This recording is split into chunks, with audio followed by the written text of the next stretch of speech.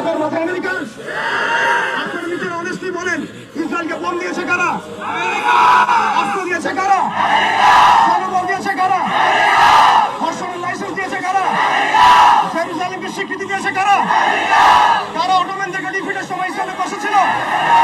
কারা Arab Israel যুদ্ধের সময় ইসরায়েলে বসেছিল? কারা দফায় দফায় ইসরায়েলকে সামরিক সহযোগিতা দিয়েছে?